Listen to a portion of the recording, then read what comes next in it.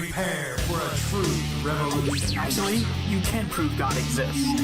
Questioning tradition, because what you've been taught isn't always true.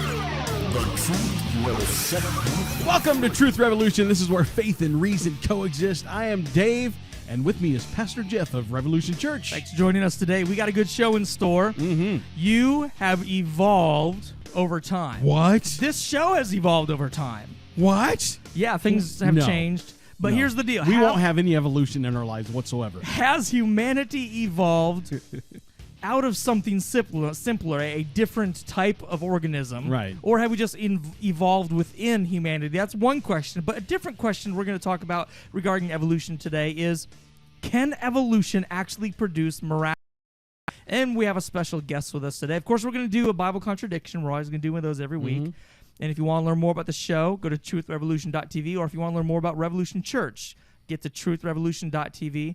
We meet every Sunday morning at 9 or 11, so we'd love to have you there. But we have a special guest on today from Stand to Reason, the president, Greg Koukl. Greg, it's good to have you with us today. Hey, boys. Glad to be on board. Thanks. Yeah, and he's been with us before. Always really fun to have here. So you put up this article, I think it's about a month ago now, and I read this in your newsletter and went, man, we got to have him on. He's got to talk about this. This is so good. It starts out, I mean, this is the first paragraph. I'm just going to read it. You said the billboards read, "No God, no problem. Be good for goodness sake."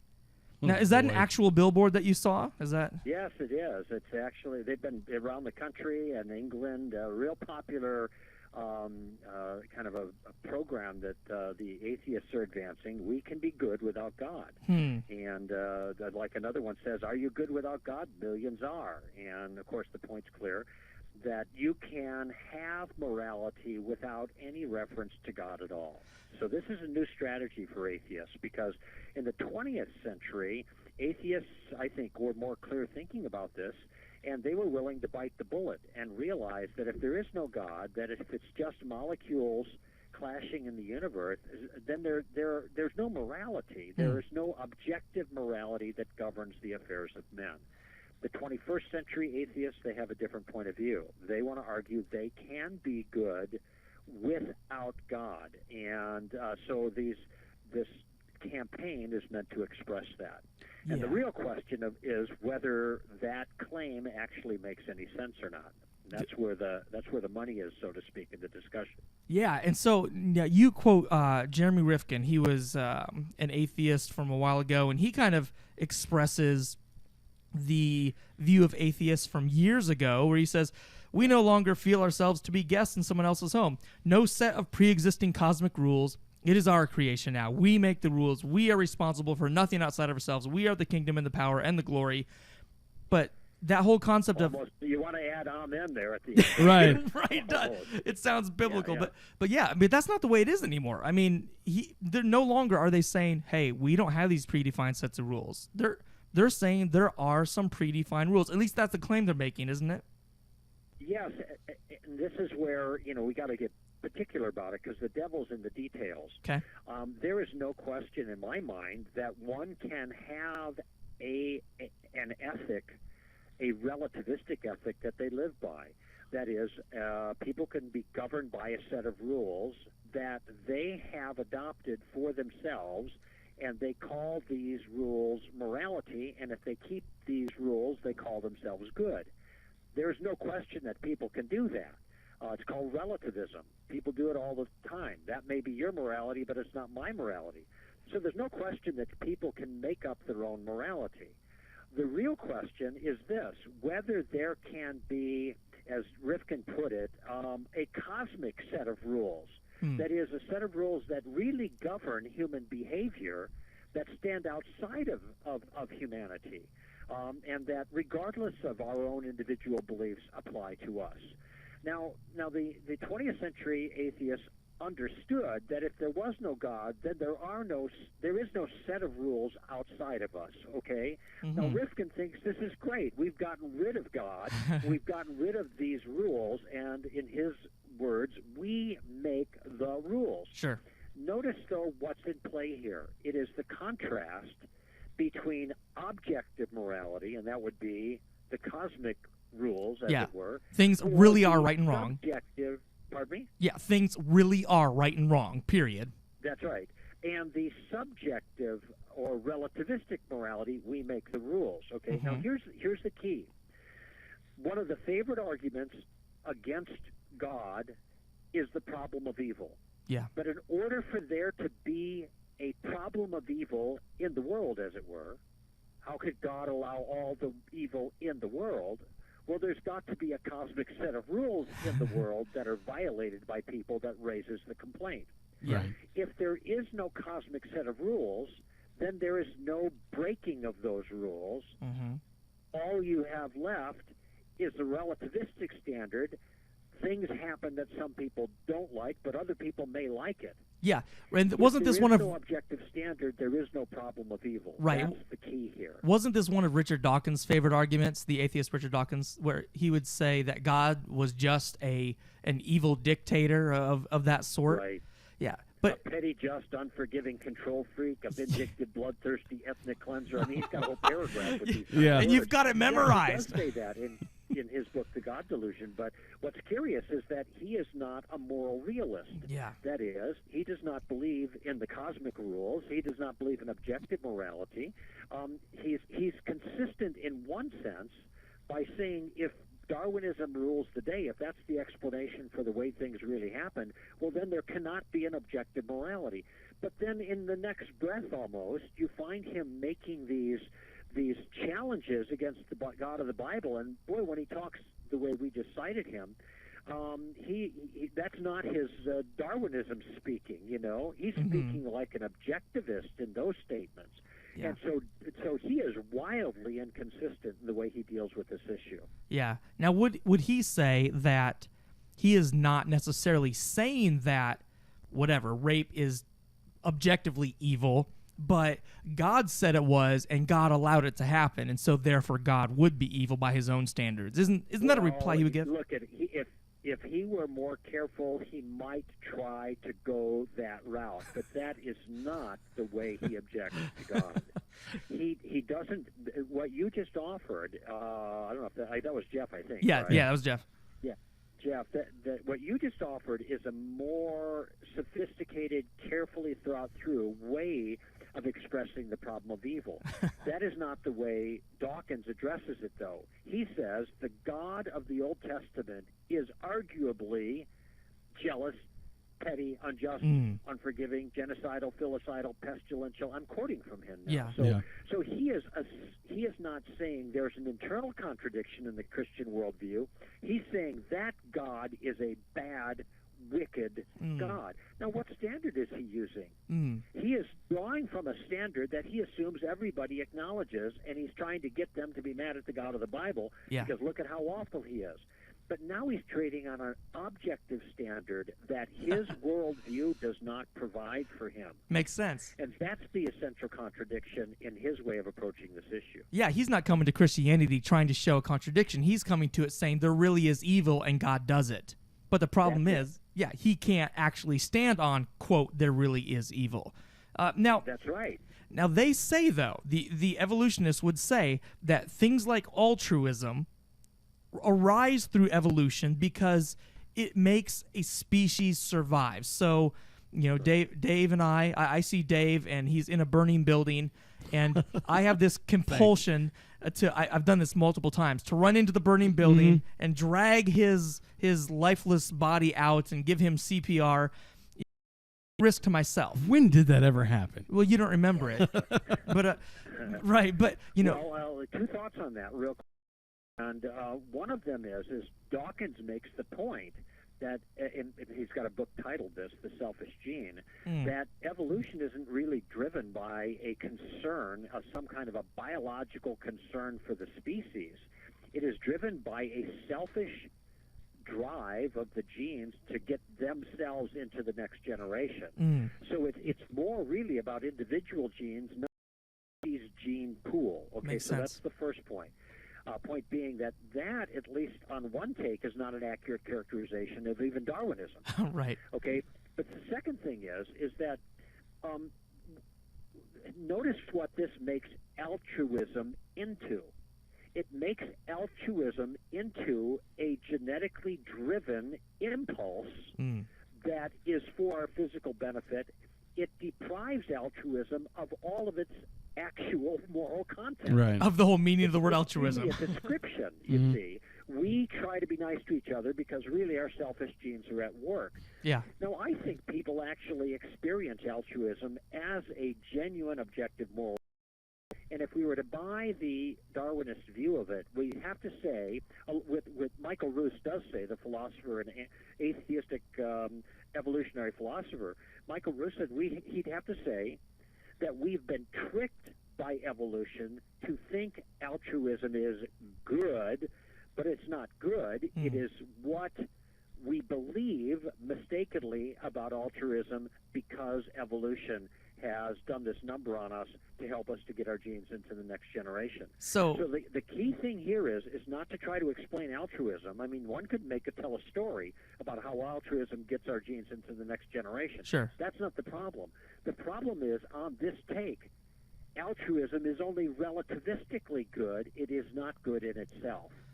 Rape is only relativistically bad. It's not bad in itself. Yeah. Kindness and the whole raft of virtues are not really virtuous. We just mistakenly think they are virtuous because of a trick by evolution. So, and all the vice and evil of the world are just also tricks of evolution to serve the purpose of getting our genes in the next generation. Yeah, in other words, that's the way things actually are. The problem of evil is death. In other words, when Dave is in the building on fire and the building's burning and I go in and save him, I actually haven't done a, quote, actual good deed. I've only done a deed that's beneficial for our biological systems. That's Well, correct. actually- And we've been tricked into calling it good when it has no real objective moral quality at all. But and that to me is the worst thing about this. What evolutionists want to do is they want to trade on what feels like genuine virtue. But what it turns out is their view reduces virtues and vices to mere actions. Yeah. But if it There really are no qualities to these actions at all. There are just beliefs that we have about them. right, but if That's it relativistic morality, not objective morality. Go for it, Dave. if it were really only like the genes basically trying to get into the next generation, I mean, I'm 47 years old, okay, and it's like I'm really not much good to young people, anymore. Wouldn't it be just best? Wouldn't it be morally better for him to just leave me in the burning building? Well, if that were the See, case, I think you've got a very good point there, because it does seem that there are all kinds of moral rules, elements of morality that needs to be explained that are counterintuitive in light of the, in a sense, evolutionary goal. And altruism is one of them, and they spent a whole lot of time trying to explain altruism through evolution, but it's not the only thing that needs to be explained. What about rape?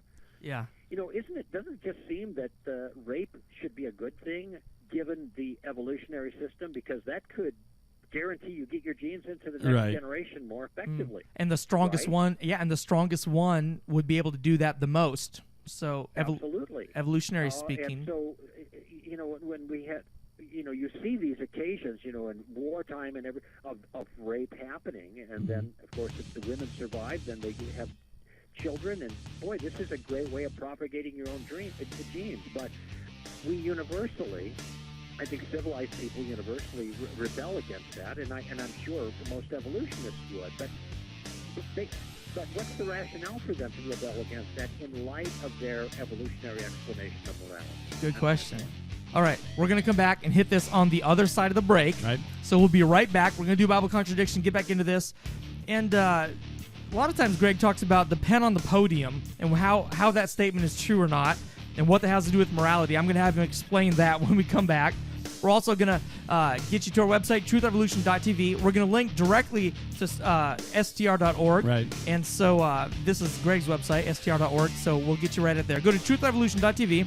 Come on out to Revolution Church every Sunday morning, 9 o'clock and 11 o'clock. We'd love to have you. Don't go anywhere. We'll be right back with more morality and a Bible contradiction. Revolution. And we're back. We're talking about God, evolution, and morality. Can morality actually arise through evolution? And hopefully some people's idea of morality has evolved while they're listening to this show. Nice. Nicely put. Way to go. Man, that was just really stupid. Okay, so anyway. I thought it was good. We're here with Greg Koukl from Stand to Reason. Their website is str.org, and we will definitely link to them from Truth Revolution. You've probably been there before if you listen to this. So get over there. We'll link directly to them. We're going to try to link to a place where you can sign up for the newsletter. I originally saw this article in their newsletter. I get it. I read it. This is actually, it's a two-part thing. Right. So a lot of good stuff there. You got to get their articles. All of their crew are really deep. We've had multiple people on from Stand to Reason, and always really good stuff. So, yeah. Okay, Greg, before the break, I said that we were going to talk about the pen on the table. And on the podium, right. On the podium, yeah. Give us that analogy. I love this. All right. Well, let me explain. Let me set this up because this is a real important concept. And let me start it this way. There is a classic argument in favor of the existence of God, and the argument goes like this, very simply. If there is no God, then there is no morality. Okay. However, there is morality, therefore there is a God. There is a God, sure. Okay. Now that's modus tollens, I guess. It's a argument form that it's a valid argument form, and if the premises are true, well then you've got the conclusion. Okay. But the challenge is the first premise. If there is no God, then there's no morality. And the evolutionists want to say, wait a minute, I can give you morality without God. So your first premise is false, and therefore your moral argument for God fails. Yes. Now, here's where this distinction about the pen on the podium comes in, and one clarification about the argument. The argument, to be more precise, starts out this way. If there is no God, then there is no objective morality. Difference. Nobody questions whether anybody can come up with their own moral system in a subjective way. Sure, anybody can make that up with. It's objective morality that is at issue here, and of course, in order to raise the problem of evil, morality has to be objective. Now, what's the difference, really, between objective and subjective morality? And this is where we come to the pen on the podium.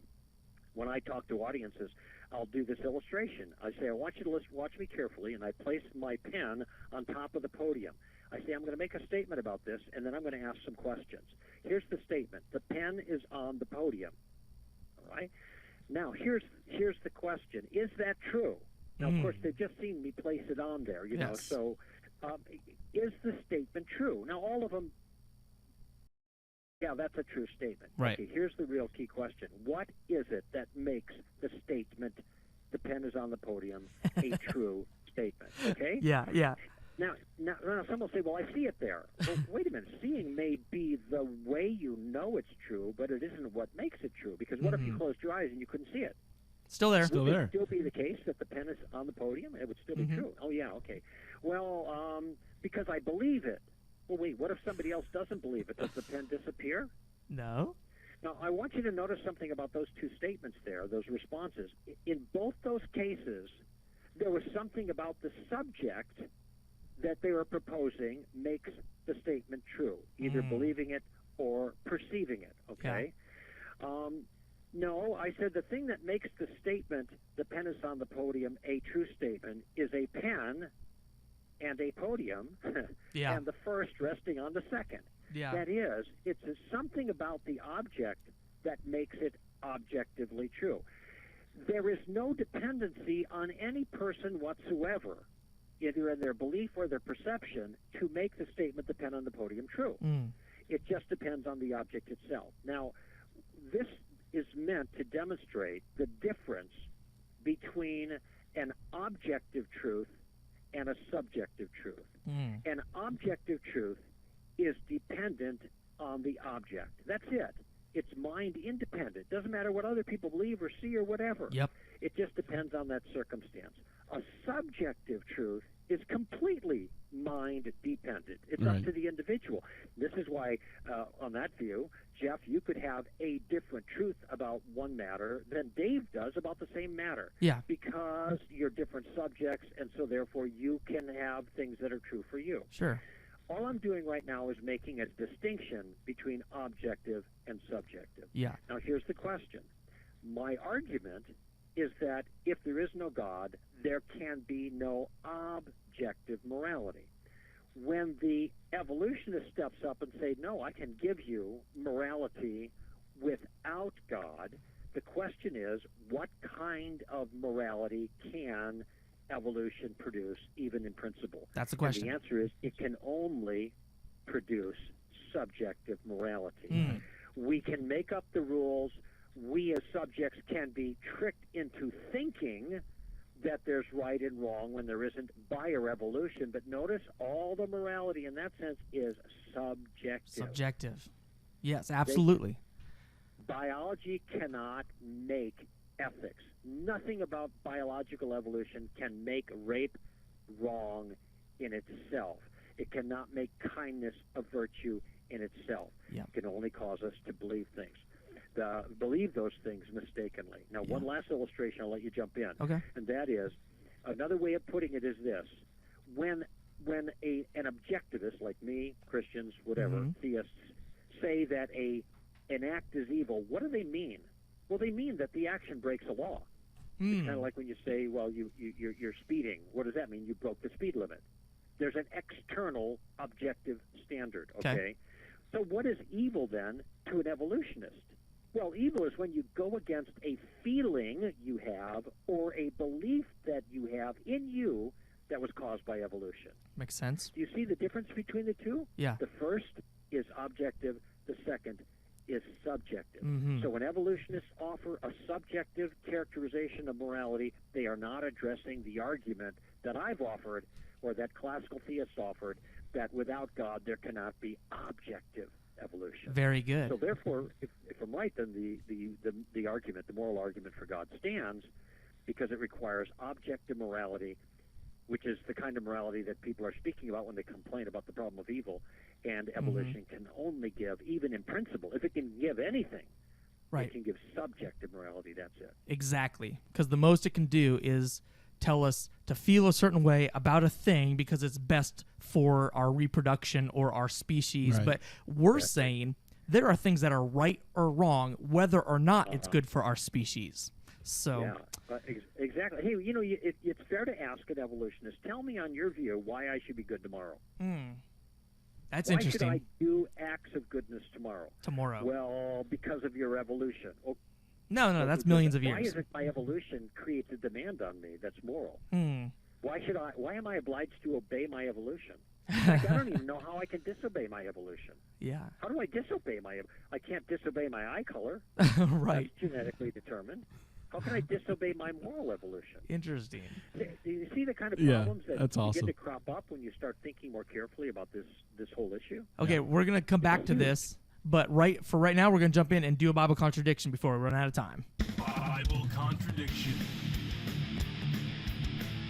All right, speaking of morality, Yes. what about honoring thy parents? Oh, that is good. Yes, Exodus 20:12 says, honor your father and your mother so that you may live long in the land of the Lord your God is given you. Okay. That's part of the Ten Commandments. Yeah. But however, Matthew 10:35 through 37 says, this is Jesus speaking, for I have come to turn a man against his father, a daughter against her mother, a daughter-in-law against her mother-in-law. A man's enemies will be the members of his own household. Yeah. What exactly happened to honor your mother and father?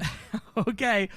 We use the cracked acronym that we developed to interpret the scriptures and resolve Bible contradictions. Dave, you remember what the K stands for? Knit together. Very good. I need everyone to get out their needles, and we're going to do some knit. Do you knit with needles? Whatever you knit do. with. Get out your knitting stuff. Because the Bible has been knit together. When you tug on a thread in Genesis, you're going to pull on something in Revelation. Right. When you tug on something in the prophets, you're going to pull on something in the Gospels. These aren't just, although they are books that were written by an author in their period and their time, they're also cohesive. They Right. run together. And this is one of those things that people might be missing. Because it looks like this is a contradiction. Honor your father and mother, and then Jesus saying he came to turn a man against his father and daughter against their Right. mother. Well, what's going on? Well, if you didn't know this, Jesus is actually quoting the book of Micah, chapter 7. So he is quoting an Old Testament prophet from hundreds of years before him. Now remember, Jesus was the Messiah. Okay, he came. Everything was different when he came. He came to give us a new covenant. Boom, things were going to change. He was the Messiah, but people were going to reject him. This was foretold way back in Genesis. So he comes and he says, I've come to turn a man against a father, a daughter against a mother, blah, blah, blah. He's quoting Micah 7. And in Micah 7, the prophet was there. And Micah lived during a time when it seemed like everyone. Right. And Micah describes that. And he says, by choosing to follow God, you're basically making it so that even your own brother might try to kill you. Micah says in chapter 7. Okay, so Jesus is not saying, don't honor your parents. He's saying, hey, you remember when that prophet said your own family would be mad when you follow God? Yeah, that time is right now. Right. So these scriptures are knit together. If you didn't know that was a quotation from Micah, you might be thinking Jesus says, disrespect your parents. And that's not what he's saying.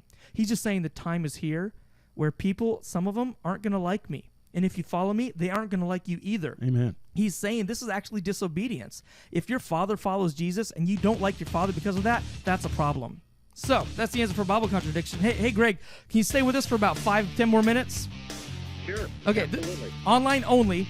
I'm going to let Greg see if he has any comments about that Bible contradiction. Right on. Then we're going to wrap up this evolution thing. Go to truthrevolution.tv. If you're listening via podcast, you're going to get this already. So just keep listening.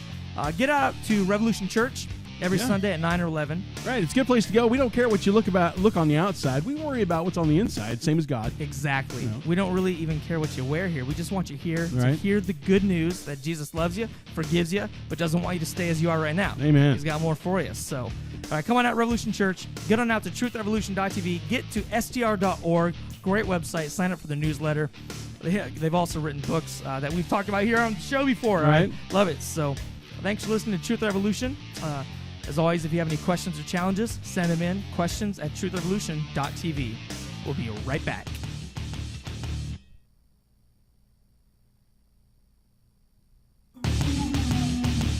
Truth Revolution.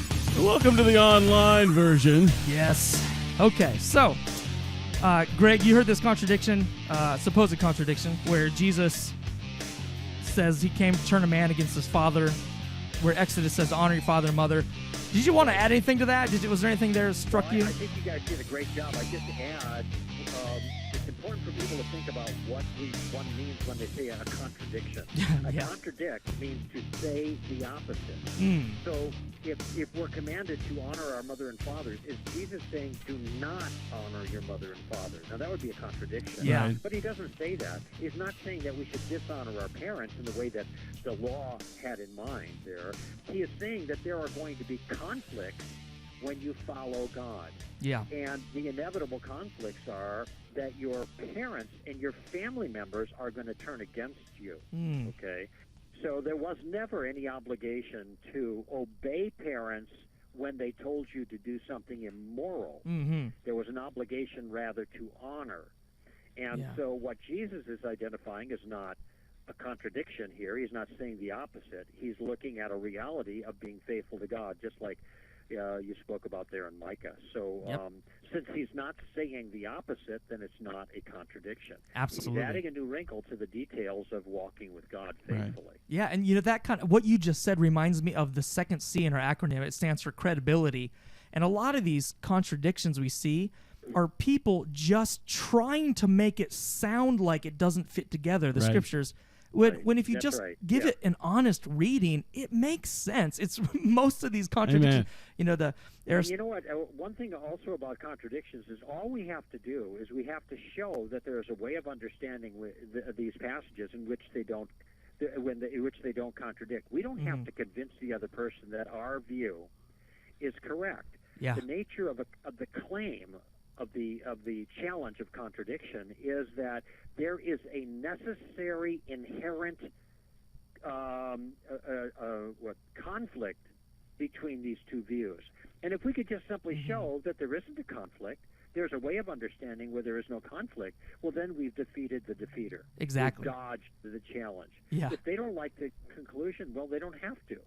Their challenge is a very specific challenge that there's a necessary contradiction. All we have to do is show a possible way out, not necessarily a completely convincing way out. Exactly. That's a really good way to put it. So awesome. Okay, now let's jump back to the evolution morality thing. Sure. Objective moral truth is mind independent. This is one of the headings in your That's article. Talk to me a little bit about that. What you mean by that? Well, when I say that, let's say grass is green, Yeah. okay, I'm not telling you merely what is going on inside of me. And if you thought grass was red and I thought grass was green, then we are both equally right for ourselves. No, we're making a claim about that thing out there called grass. And grass is either green or not in itself, okay? And if it's not green, then I'm mistaken. Okay. Right. So when it comes to objective claims, these things are either true or false based on the nature of the thing itself. And when it comes to subjective kinds of claims, it is completely dependent on what the subject believes.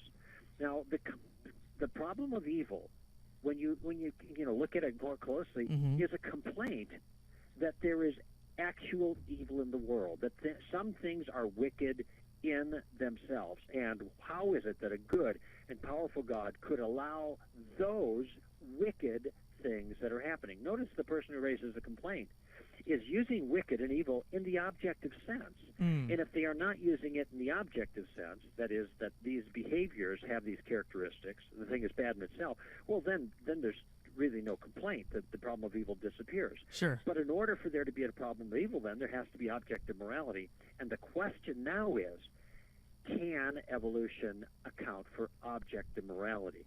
And as we look at this, even on the best case scenario, all evolution can do is make people think that things are bad so that they can get their genes into the next generation. But that means that morality is subjectively based. It's based in the mind of the subject. It is not based in the nature of the action itself, and therefore it can only provide subjective morality, which is not enough to ground the problem of evil. It makes me think If about. there is really a problem of evil, then morality is objective. And if morality is objective, there has to be a God to make sense of that feature of the world. Yes, and it makes me think about when people talk, the people have been heavily influenced by empiricism, this concept that truth comes through your senses, what you see, what you feel, stuff like that. And it makes me realize people talk in terms of subjective morality and subjective truth all the time, and they say that's what they believe, but it's not really, and I love pointing this out. When people meet someone who's colorblind, they don't merely say, wow, you have an interesting take on the world. Your truth is different than my truth. No, they say you are colorblind. Right? They say there really are colors out there that really represent how things really are, and you can't see them all. Right. And the one thing too is that one of the big proofs that we show that there is an objective morality is just the simple fact that throughout all of the societies in our world, we have very similar laws. Well, that's true. I mean, there does seem to be a certain kind of unanimity, right, on a deep level, with morality. Human beings are moral creatures, and they seem to grasp these things in a very basic way. C.S. Lewis makes this point in the end of one of his books. He has a list of these kinds of principles that seem to be universal among all people. I just want to go back to something you said, Jeff, when you were talking about the empirical assessment. You realize no assessment of morality is empirical. Right. Even relativistic morality, that assessment isn't empirical. Okay, why? Because you're not touching, tasting, hearing, smelling, feeling the thing. You're making a mental assessment of something in a way that's different from any of the five senses. So any characterization of morality whatsoever, whether it's subjective or objective, is going to fly in the face of empiricism. That's interesting. Do you think new evolutionists or new atheists would, if they were inventing empiricism, would add a fifth category of genes instead of just the five senses? Because it seems like that's what they're trying to do. Well, the problem is you can't just throw another sense in there. You can't just say, well, genes is a sense. You'd have to demonstrate that it is. The reason people, like David Hume, for example, famous empiricist, philosopher, stuck with the five senses is because these are things that every person is directly in possession of. And I mean, everybody who's properly functioning, of course, they're blind people and people who are deaf. But the standard capabilities these are things that all people have. And he didn't want to go beyond these things because these are the things that we use to assess the material realm. However, we have other faculties that allow us to perceive. In fact, we use the word see oftentimes when we talk about a certain level of perception that doesn't have physical sight. Right. That's true. When I say that if all men are mortal and Socrates is a man, can't you just see then that Socrates would be mortal? Right. People say, well, yeah, I can see that. Well, what do you mean see? You don't see anything. Right. You don't see anything with your eyes, but you are seeing something with a faculty that your mind has to grasp rational relationships. Sure. Now, I'm just giving that as a very simple example of a way of knowing that is beyond our five senses. And in fact, we do that kind of thing all the time. Our day is filled with these kinds of reflections. Even though we are kind of implicitly taught that, well, empiricism is the way to know things, we know all kinds of things by other means. I asked a student once in a gallery in a university during a Q&A after a talk who was advancing empiricism. I said, do you know what you're thinking right now? He said, yeah, of course. I said, well, how do you know? Tell me which of your five senses you're using to know your own thoughts. Yeah. Well, he was flummoxed because there is no any of the five senses that we use to know our own thoughts. We know those directly. We have direct access to our own minds. That's good. So anyway, this is just a couple of examples to show the inadequacy of empiricism as a full accounting of knowledge. That's really good. And we had J.P. Moreland on one time, and we talked about thoughts and how they're non-physical and how they're evidence for the soul and all that. And I mean, that was great. Great to think along those lines.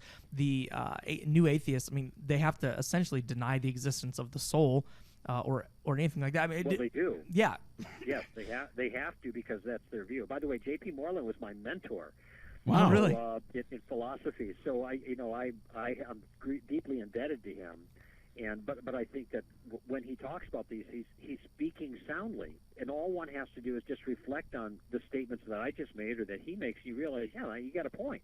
I don't know my thoughts by my five senses. Yeah. I don't know that rational relationships by my five senses. I know it by some other faculty. Well, if the new atheists are empiricists, then why do they claim that they can grasp morality? Do they not see the inherent contradiction? This would be a fair question to ask them. Because there is one would have to point to which of the five senses enables them to make moral judgments, and the answer is there's none. So I would think that they'd be caught up short there. But you know what? A lot of these guys do in circumstances like this. They'll just claim that the thing in question is an illusion. Oh, yeah. Right. The thing in question is an illusion. Consciousness, for example. Yeah. Consciousness cannot be explained. It cannot be reduced to something physical. It's irreducible. That is one's awareness of oneself. Sentient creatures' awareness not reducible to anything physical. And so, consequently, somebody like Daniel Dennett, one of the new atheists, will say, well, consciousness is an illusion then. Yeah. Right. It isn't real. And I know it's hard to believe that, he'll say, but it's an illusion. So I want you to think for they're what an illusion is. Isn't an illusion when your consciousness is being appeared to falsely? Yes. How could that happen? If consciousness is an illusion, then what's having the illusion? How could that happen? Having an illusion? Right. See, this is what happens when you default to what we were talking about a couple weeks ago, naturalism of the gaps. Yes. Yeah. When I can't explain it any other way, it's got to be an illusion. Right. Well, it's actually worse than that, Dave, because the naturalism of the gaps is to say, well, someday naturalism will explain this. But I think they realize that the consciousness is untouchable by naturalism, and so their only alternative is to declare that it doesn't exist. Yeah. Wow. It's a weird day when the atheists sound like pantheists. Right. That's It's so wildly counterintuitive, and it's amazing to me that they settle for that. Wow. Hey, all right. I think it's time to let you go, but thank you so much for being here. We've learned a lot today. If you guys, thank you, Jeff and Dave. I had a good time too. Yeah, Guys. this is fun, always. and we'll have to have you Part back. of the, Yeah. We'll have to have you back again. Conversation. And for those of you Okay, will listening, do. again, truthrevolution.tv, we're going to link you to str.org where you can sign up for the newsletter, check out their books and their whole website. Lots of really good stuff on there. Thanks for listening to the truthrevolution.tv.